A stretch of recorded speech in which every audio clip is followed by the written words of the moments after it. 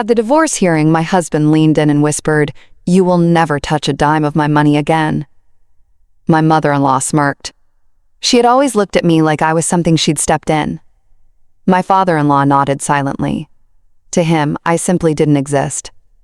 His mistress, the daughter of the owner of Royal Holdings, adjusted the diamonds on her neck. Poor thing. The judge opened my envelope, read the contents, and laughed so hard she had to take off her glasses to wipe away tears. "This is the best thing I've read in 20 years on the bench," she declared. "But before we proceed, please, for the record, state your full name. I'm curious to know exactly who is sharing this courtroom with me today." 8 years ago, I thought I had won the lottery of fate. Lysander St. James, tall with a profile carved from obsidian and the manners of old money aristocracy, entered my life with the precision of a surgeon selecting the proper instrument. Our meeting at a corporate gala seemed like an accident, but now I realize he was selecting a wife based on a strict technical blueprint. A girl from the middle class, pretty enough for family portraits, but naive enough for unquestioning obedience. The first 3 years in the St. James Mansion, located in the elite enclave of Buckhead, flew by in an ecstatic fog. Florida to ceiling windows overlooking a pine forest, Italian furniture shipped via special cargo, a manicured lawn that looked like a golf course. It all spun the head of a girl from a regular apartment in Dakar.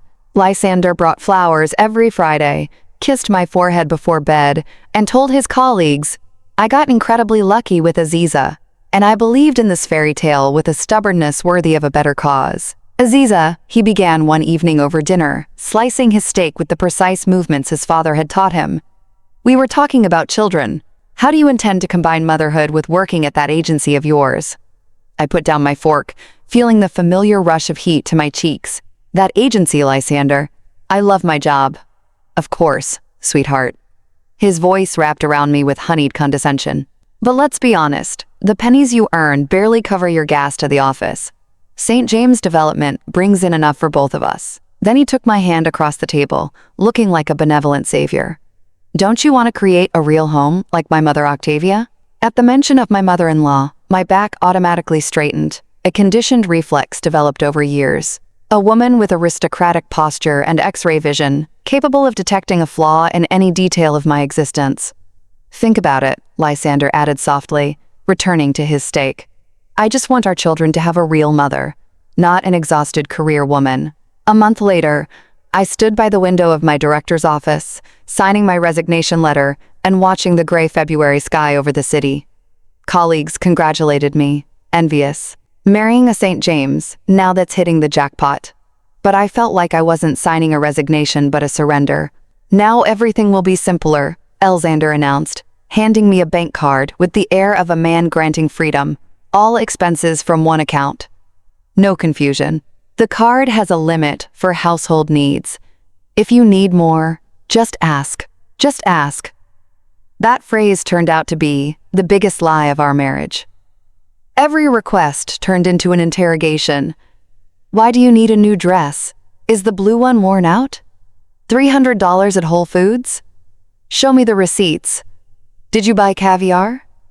$50 for coffee with Kenyan? Why didn't you invite her here? We have an espresso machine worth $5,000.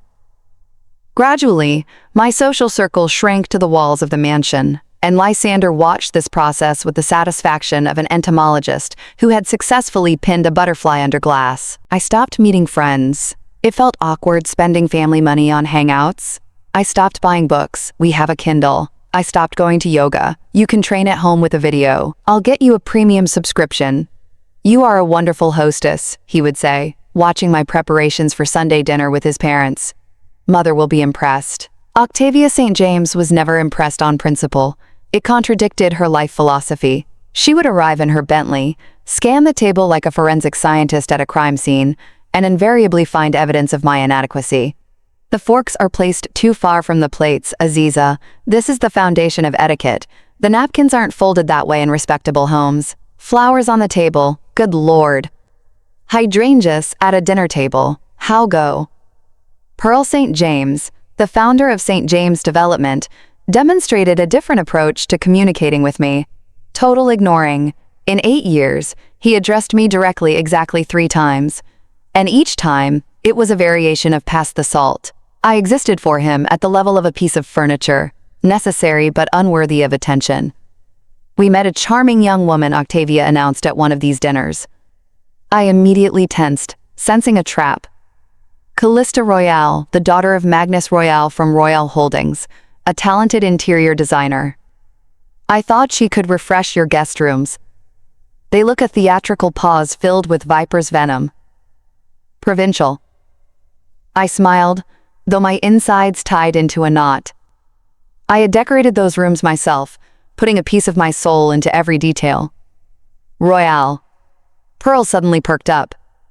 This was so unusual that everyone froze. Not a bad idea. Connections never hurt. What do you say, son? Lysander looked at me with that special smile, which meant the question was rhetorical. Of course. I squeezed out through a plastic smile. It will be interesting to see a professional's work. Callista Royale appeared a week later, and from the first second it was clear. Before me stood the woman I would never be, a tall, dark-skinned woman with the figure of a runway model and the manners of a Swiss boarding school graduate.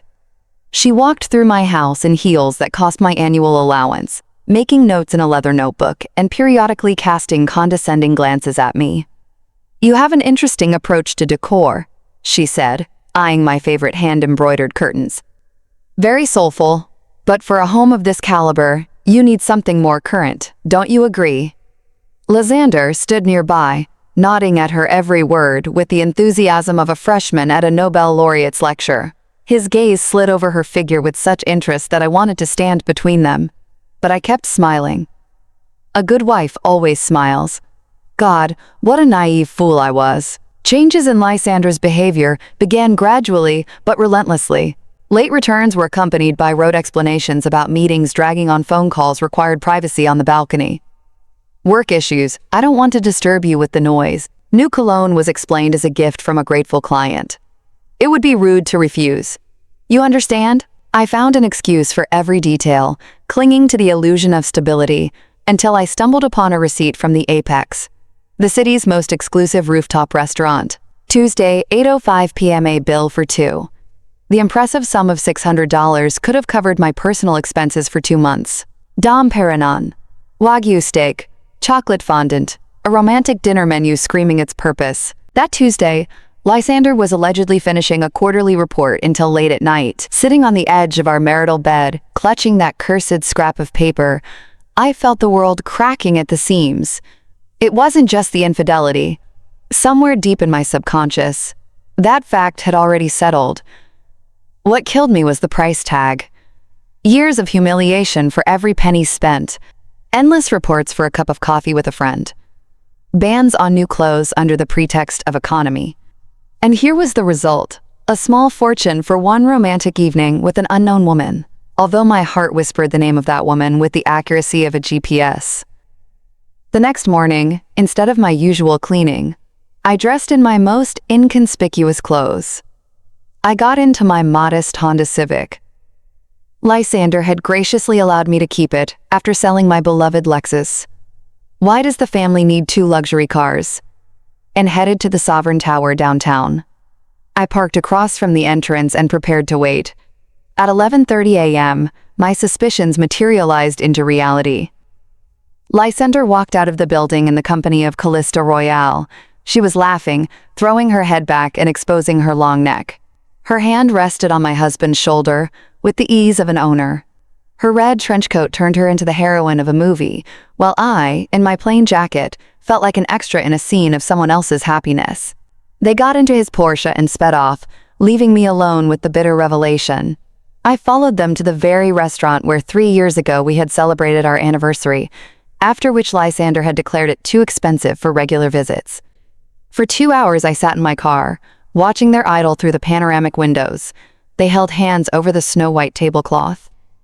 She touched his face with a tenderness I remembered from the first months of our marriage.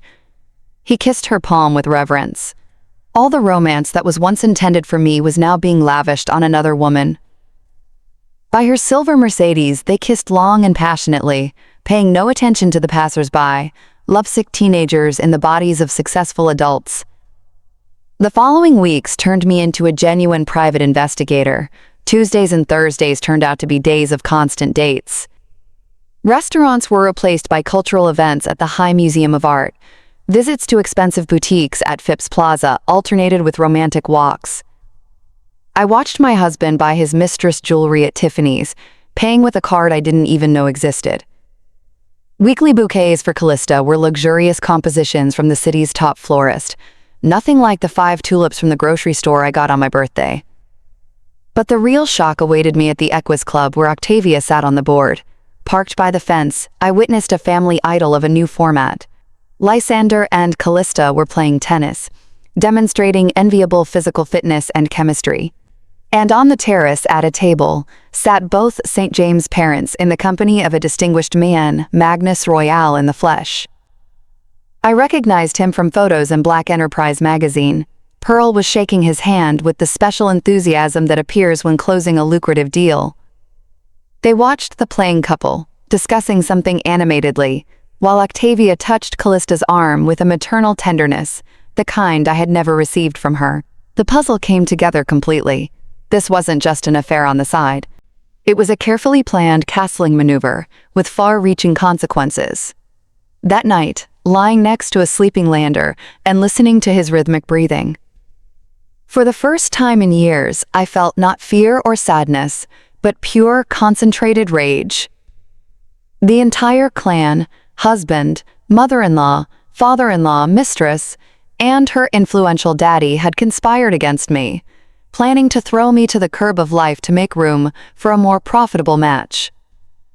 If Lysander loves playing with money and connections so much, I whispered into the darkness of the bedroom, then I'll have to learn to play by his rules and win. In the morning, waiting for my husband to leave for another important meeting. Now I knew exactly how important and with whom I dared to do what I hadn't done in 8 years of marriage. I entered the Holy of Holies, Lysander's private home office. The key was found under a bronze statue of an eagle. I had noticed this hiding place long ago, but lacked the courage to use the knowledge. The office of the head of St. James Development was banal to the point of yawning. Leather furniture with a pretension to status, shelves with business books that clearly no one opened, walls hung with photos of influential partners. I headed straight for the bottom drawer of the desk. That's where skeletons usually hide. The first find forced me to sit right on the floor. Bank statements from 3 accounts I didn't know existed. The Cayman Islands, Switzerland, and some other exotic jurisdiction pleased the eye with astronomical sums. Tens of millions turned into hundreds, with the ease of a magician pulling rabbits out of a hat. In the next folder, documents for a company called Northvest Holding were discovered. Lysander had never mentioned this brainchild, although, judging by the papers, he was the sole owner. The financial flows through this shell company staggered the imagination. A folder with the touching title Personal contained a collection of receipts that made my breath catch. APC Philippe watch for $80,000. I hadn't heard of such an acquisition, a vacation in the Maldives for $15,000 a week, hidden under the guise of a business trip to New York. Jewelry from Cartier and Chopard, dozens of purchases over the last year, and not a single gift for his wife. But the main surprise awaited in a folder with the innocent title, Legal Issues. Correspondence with his lawyer, Auntie Wright, detailed strategies for protecting assets during a divorce. Schemes for transferring money to shell companies read like an instruction manual for robbing one's own wife. Crowning this collection was a note written in Lysander's familiar handwriting. After divorce from a merger with Royale Group, projected profit 300% R. The poor guy didn't even know how to use code properly. For the next hour, I methodically photographed every document, every scrap of paper, every note. My hands shook with adrenaline, but I forced myself to be attentive and precise. Put everything back in place, leave no traces, lock the office, hide the key. By Lysander's return, I was standing at the stove, stirring pasta sauce, looking like the model housewife without a single thought in her head. "How was your day, darling?" I asked, setting the table with a sweet smile. "Great. Signed a contract for a new facility." The lies flowed from him with the ease of a mountain stream, and I nodded and smiled, playing my part in this theater of the absurd. The next day, I finally mustered the courage to ask for help. My fingers trembled as I dialed Sarah's number, a friend I had lost touch with after my resignation. Shame weighed heavily on me, years of silence pressing like a stone on my chest. But Sarah worked as a forensic accountant, and she was my only hope of making sense of the labyrinth of financial documents I had uncovered. "Z, is that you?" Her voice sounded surprised. "I thought you'd forgotten us mere mortals entirely." "Soraya, I really need your help," I admitted. "Can we meet somewhere far from downtown?" We met at a quiet coffee shop in Dakar, the kind of place where the St. James clan would never dare to tread. Soraya looked radiant, confident, and polished, while I felt like a shadow in my plain sweater. She gave me a long, assessing look. "Lord Aziza, you're wasting away. Did your prince put you on a diet?" She teased, her maternal gaze softening my anxiety. I opened my phone and showed her the photos of the documents, trying not to meet her eyes. "Please, look at this. But keep it between us," I whispered. Soraya leaned in, scrolling through the images, her expression darkened with every passing moment. 1 cup of coffee became 2, then 3. She whistled softly, shook her head, and muttered under her breath. Finally, she looked up at me, her eyes wide with disbelief. "Aziza, honey, this is classic money laundering, all through real estate. There are layers here. Shell companies, murky sources, legalizing money through property deals and offshore accounts. Your husband, he's neck-deep in felonies." I felt my stomach drop. "And what do I do now?" "Run to the authorities," she said, sliding a piece of paper across the table. "Before it's too late. I have a contact in the Economic Crimes Division, Detective Moses Stone, a man with principles. A rarity these days. If you want, I can give you his number." I took the note and gripped it tightly all the way home, my mind reeling. He wasn't just a cheater. He wasn't just a manipulator. He was a criminal, and I had been the perfect cover. Respectable, family-oriented, the image of decency while he conducted his dark dealings behind closed doors. Calling Detective Stone was harder than breaking into my husband's office. I dialed, hung up, and redialed at least 10 times before finding the courage to stay on the line. Stone speaking. "Hello, Detective Stone. My name is Aziza St. James. Soraya gave me your contact. I have information regarding possible financial crimes in the real estate sector," I said, my voice trembling but steady. "I understand," he replied calmly. "Can you come in today? Downtown precinct, office 312, in an hour." The precinct smelled of stale coffee and copier toner. Detective Stone greeted me with a firm handshake and an open, trustworthy expression, a man whose presence immediately put me at ease. His office was surprisingly cozy, with family photos on his desk and a well-tended plant in the corner. "Talk to me, Mrs. St. James. I'm listening," he said, and I told him everything. The control, the manipulation, the betrayal, the infidelity I had discovered. I showed him the photos of the documents, watching him study them carefully, brow furrowed with growing concern. "This is serious," he said finally, putting down his phone. "Very serious. Preliminary assessment suggests a bouquet of violations: money laundering, tax evasion, predicate offenses, and possible ties to organized crime.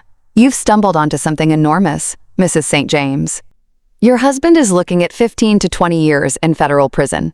15 years. The number hung in the air of the office, materializing the scale of what was happening. "But you must clearly understand the consequences," the detective continued, looking me in the eye. "When the investigation begins, all assets obtained by criminal means will be seized and subsequently confiscated by the government. The house, the cars, the accounts, everything bought with dirty money, they will take from you. And if I cooperate with the investigation, help you from the inside." He studied my face carefully, assessing the seriousness of my intentions. "In that case, the layout changes. A whistleblower cooperating with the investigation has the right to protection, immunity from prosecution, and the preservation of assets acquired with legal income. What exactly can you offer us?" "I have access to his office, to the home computer. I can copy new documents, record phone conversations. Lysander is used to thinking of me as a quiet fool. Even in a nightmare, he wouldn't suspect a trap. H. The detective drummed his fingers on the table thoughtfully. You know what, Aziza, let's do this. I'll contact the district attorney immediately. Outline the situation. If they give the green light, and I'm sure they will, the case is very promising.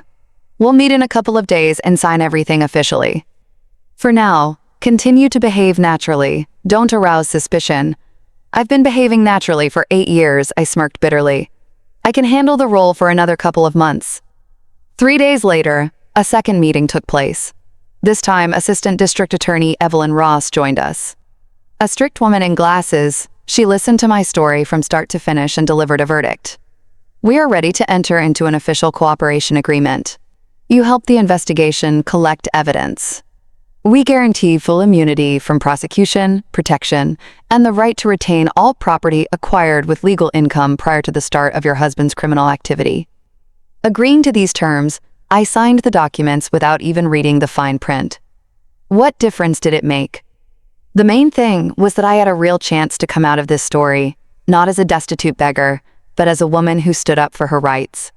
The next 2 months turned into the most surreal period of my life. By day, I continued to play the role of the model wife, cooking his favorite gumbo, ironing shirts with special care, meeting him at the door with an unfailing smile.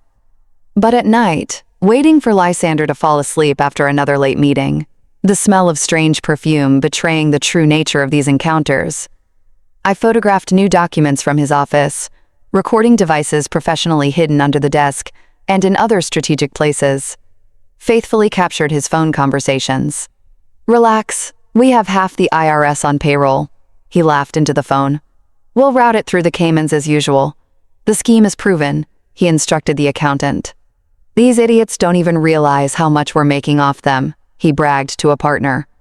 With the help of a specialist recommended by Detective Stone, I installed a program on my husband's computer that automatically copied all files to a secure cloud server, accessible only to investigators.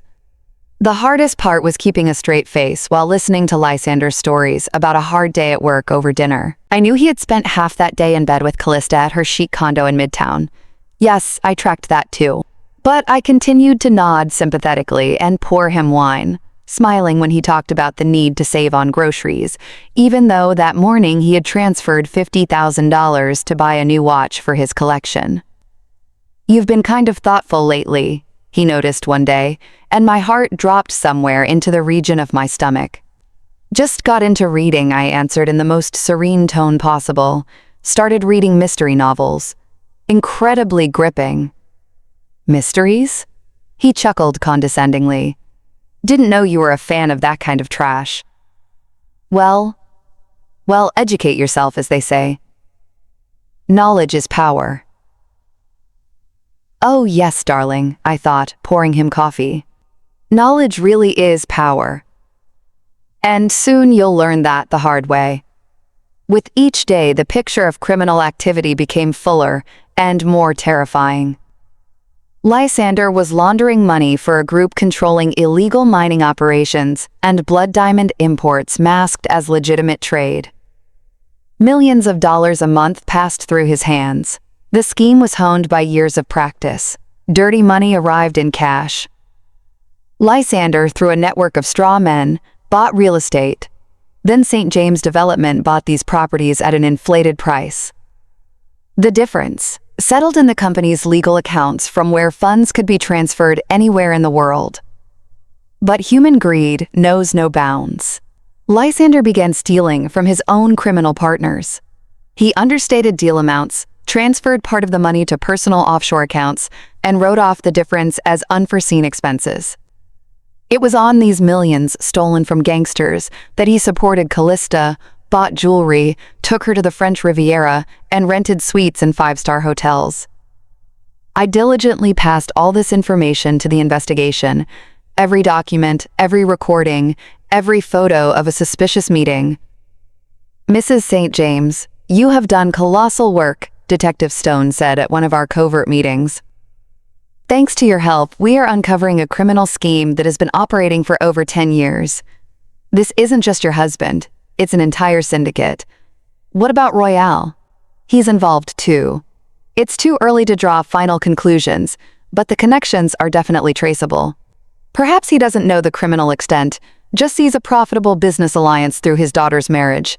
Time will tell. In November, when Atlanta was wrapped in a brisk autumn chill, it was time for the final act of the drama. Lysander filed for divorce, acting in exact accordance with his plan. In the lawsuit, I was presented as a classic gold digger, parasitizing on the hard-earned income of a hard-working husband. He demanded minimal alimony and a complete refusal to divide property. "Don't worry so much," he said condescendingly, handing me the subpoena. "I'm not a heartless monster. I'll rent you a decent apartment, give you living money. Say $2,000 a month for modest needs. That's quite enough. $2,000. After millions spent on a mistress. Generosity worthy of a Nobel Prize." I faked the tears he expected to see. "Lysander, why like this? We lived together for so many years. Aziza, let's do this without hysterics," he grimaced, clearly burdened by the need to participate in an emotional scene. "We haven't had anything real for a long time. You understand that perfectly well yourself. You're a wonderful woman. You'll find someone more suitable for your level." My level. I mentally checked a box, remembering every insult for future triumph. The court hearing was scheduled for late November. Detective Stone assured me that by this time, the investigation would have a full dossier to press charges. "Do you want us to make the arrest right now?" he offered at the last meeting. "No." I shook my head with a Mona Lisa smile. I want to see his face the moment he realizes he has lost on all fronts. That will be worth all the humiliation of 8 years. The day of the trial was gloomy. A biting wind chased leaves through the streets. I deliberately chose the plainest dress in my wardrobe, black, baggy, emphasizing the image of a pathetic abandoned wife. Let them see what they wanted to see. Lysander pulled up to the courthouse in his Porsche, accompanied by an army of lawyers. Chanty Wright, a legend of divorce proceedings, looked like a predatory shark in a $3,000 suit. Lysander patted me on the shoulder condescendingly. "Don't worry, Aziza. It will all end quickly and painlessly." I nodded submissively, lowering my eyes and hiding a smile. Inside, laughter bubbled. If only he knew how quickly and painlessly, and for whom exactly. Callista Royale appeared 10 minutes later, dressed in a suit worth half my hypothetical annual allowance. She demonstratively sat in the front row, adjusting a diamond necklace, the very one worth $50,000, bought with money stolen from Lysander's criminal partners. She looked me over with the gaze of a victor, poorly concealing her triumph. Next, Octavia St. James flew in, black Chanel dress, pearls in 3 rows, the expression of a Roman matriarch at the gladiator games. She settled next to Callista, and they immediately began whispering, hiding no animation. They had come to enjoy the spectacle of my humiliation. Percal appeared last, majestic and silent. He gave me a single glance, the kind used to evaluate empty space, and sat next to his wife. My lawyer, Mr. Abernathy, an elderly attorney from legal aid, looked like a pale shadow against Wright's team. But that was part of the plan. No one was supposed to suspect a trap. Judge Varys King, a black woman in her 50s with a piercing gaze behind strict glasses, took her seat. I declare the session open, hearing the case for the dissolution of marriage between Lysander St. James and Aziza St. James. Wright stood up, adjusting his perfect tie. "Your Honor, my client, a respected entrepreneur, owner of the successful company St. James Development. 8 years ago, he married for love, but unfortunately the spouses turned out to be too different. Mrs. St. James has no higher education." "Excuse me. There is a marketing degree," my lawyer objected timidly, "which she has not used for the last 8 years. Wright continued imperturbably, brushing off the objection like a pesky fly. All this time, Mrs. St. James lived fully supported by her husband, not working and bringing no income to the family budget.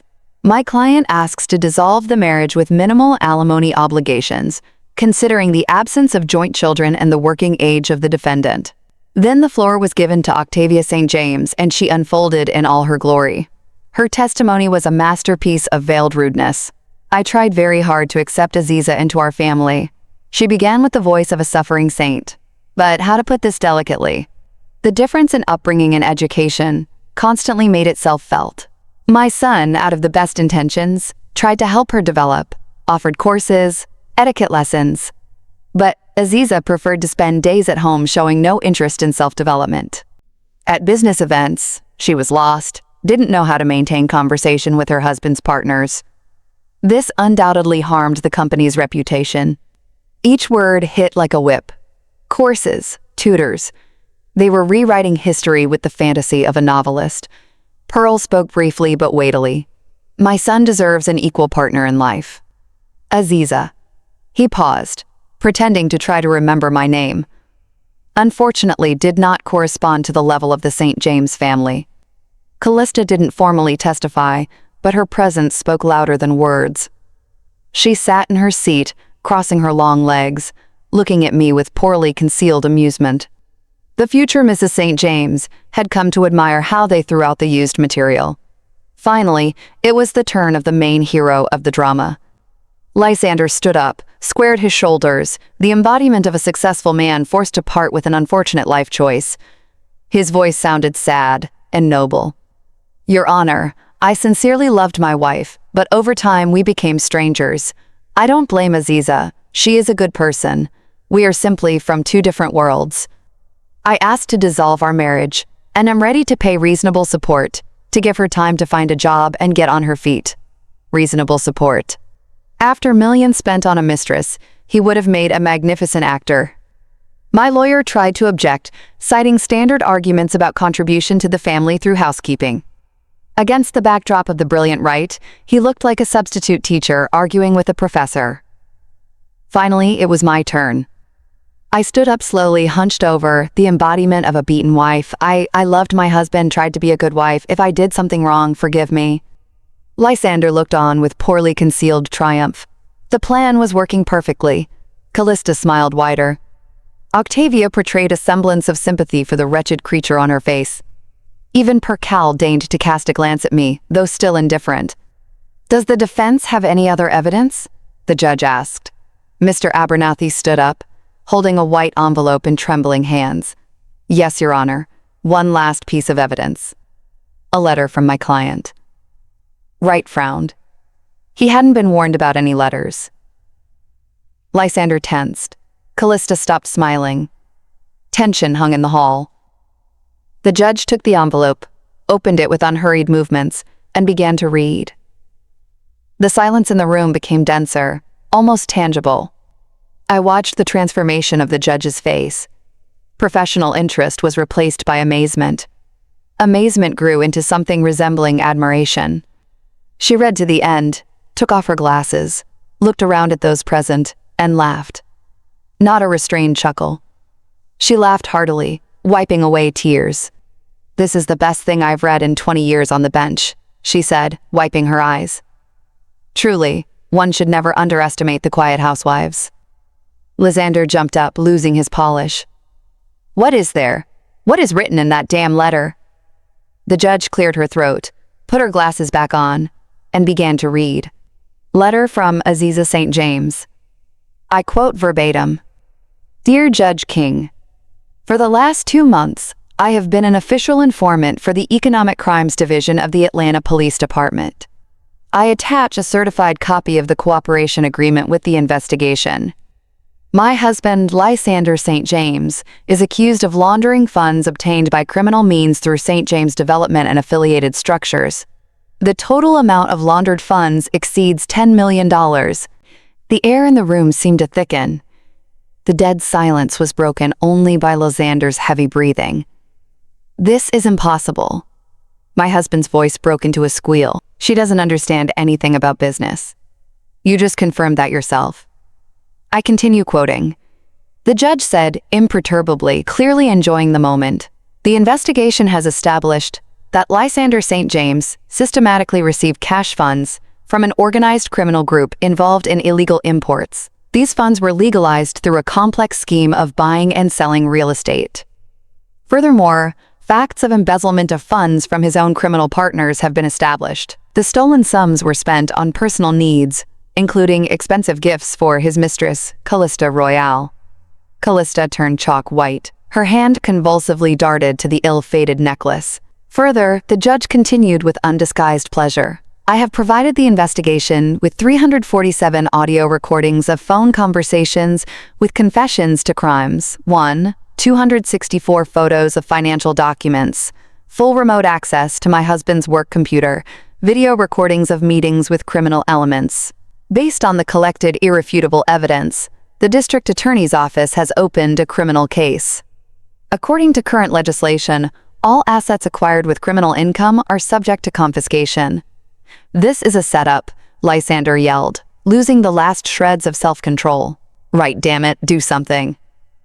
But the renowned lawyer was silent, looking at me with something surprisingly resembling respect. And the final chord. The judge looked straight at Callista. I specifically draw the court's attention to the following fact. Ms. C. Royale systematically accepted expensive gifts, knowingly aware of their criminal origin. In particular, the diamond necklace worth $50,000, which she is demonstratively wearing right now, was purchased with funds stolen from the criminal partners of L. St. James. According to the law, receiving property knowingly obtained by criminal means can qualify as complicity. I saw Callista grab the necklace with both hands. Her perfectly sculpted face was distorted by panic. I didn't know, I swear I had no idea. Lysander said it was honestly earned money. Daddy. She turned to the doors, but Magnus Royale had prudently not appeared at the trial. A smart man smells which way the wind is blowing. Octavia tried to take control of the situation. This is some kind of monstrous misunderstanding. My son is a respected entrepreneur with an impeccable reputation. We will complain to everyone. And to whom exactly are you going to complain, Mrs. St. James? The judge inquired with poisonous politeness. To the DA, who was already leading the criminal case. By the way, the letter mentions an interesting detail. The mansion in Buckhead, where the St. James family resides, was purchased with funds received from money laundering and is also subject to confiscation. I'm afraid you'll have to look for new housing. For the first time in 8 years, I saw genuine fear on my mother-in-law's face. The mask of arrogance flew off, exposing a frightened elderly woman. Pearl opened his mouth, tried to say something, and closed it, finding no words. The man who had ignored me all these years now stared at me with wide eyes, his look a mix of shock and horror. Lysander took a step in my direction. Aziza, you don't understand what you've done. These people, my partners, they don't forgive betrayal. You signed my death warrant. I stood up slowly, straightening my shoulders and raised my head, looking him straight in the eye. The mask of the submissive wife was thrown off for good. I understand perfectly what I did, Lysander. You are a criminal who used our marriage as a screen for laundering dirty money. You planned to throw me out on the street without a penny and marry the royal daughter for a profitable business alliance. For 8 years, you controlled my every step, every dollar, turned me into a prisoner in a gilded cage. And you know what your main mistake was? I swept my gaze over everyone present. You all underestimated me. You thought I was a dumb housewife, unworthy of the great St. James name. Well, let's see what remains of your greatness after the government takes everything gained by crime. The doors of the hall flew open, and Detective Stone entered, accompanied by 2 officers. Lysander St. James, you are arrested on suspicion of money laundering, racketeering, and fraud. You have the right to remain silent. Anything you say can be used against you in court. The click of handcuffs on the wrists of the man who for 8 years considered himself the master of my fate sounded like music. He looked at me with such shock, as if seeing me for the first time in his life, which in general was not far from the truth. Callista bolted from the hall, tearing off the cursed necklace on the run, rushing to find her daddy savior. Octavia clutched her purse with white knuckles. Her face froze in the expression of a person watching the Titanic sink. Pearl, the builder of the St. James Empire, looked like a deflated balloon. Mrs. St. James, the judge addressed me. Considering your active cooperation with the investigation in solving particularly serious crimes, the court rules to dissolve the marriage in your favor. All jointly acquired property obtained with legal income prior to the start of the defendant's criminal activity remains with you. According to preliminary calculations, this constitutes about 40% of the total value of assets. Furthermore, you are entitled to government compensation as a key witness in an economic crimes case. Thank you, Your Honor. I bowed my head in gratitude. Lysander was being led to the exit. At the doors, he turned back. Aziza, goodbye, Lysander. Say hello to your cellmates. We never met again. From the news, I learned that the court sentenced him to 12 years in federal prison. The investigation uncovered many more episodes I hadn't even suspected. Callista was formally left untouched. Daddy's lawyers fought it off, but the reputation of the Golden Girl was destroyed irrevocably. Rumors said she hastily left for somewhere in Europe to wait out the scandal.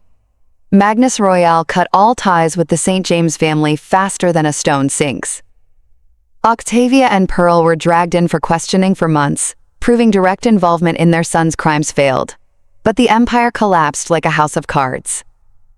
The mansion in Buckhead was confiscated among the first assets. Accounts frozen, business ruined. The last I heard of them, they rented a modest 2-bedroom apartment somewhere on the outskirts of Decatur and were living on Social Security. And I walked out of the courthouse on that overcast November day.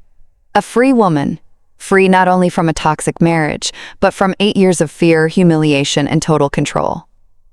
The submissive housewife, Lysander S. James, had so diligently sculpted from me, remained in the past along with him. In her place stood me, a woman who managed to single-handedly defeat an entire system built for her destruction. A taxi took me across Atlanta from the courthouse to a rented apartment in Vinings. In my bag lay documents for my legal share of the property and the order for the government payout. Not the St. James billions, but more than enough for a new life. Outside the window, a light snow began to fall, rare for Georgia, covering the city in a white blanket. The first snow of my freedom tasted like victory. The driver turned on the radio, and an old song filled the cabin. What doesn't kill you makes you stronger. I smiled, watching the swirling snowflakes. 8 years in a golden cage didn't break me. They forged the naive girl into the woman I became. And you know what? I really like this new me. Did you like the story? And which city are you listening from? Let's meet in the comments. If you liked the story, you can support me by sending us super thanks so I can keep bringing more stories like this. Thank you so much for your sweet support. I'm looking forward to your comments on the story. On the screen, you can see 2 new life stories that I highly recommend. There's so much more on my channel. Don't forget to subscribe. See you in the next life story.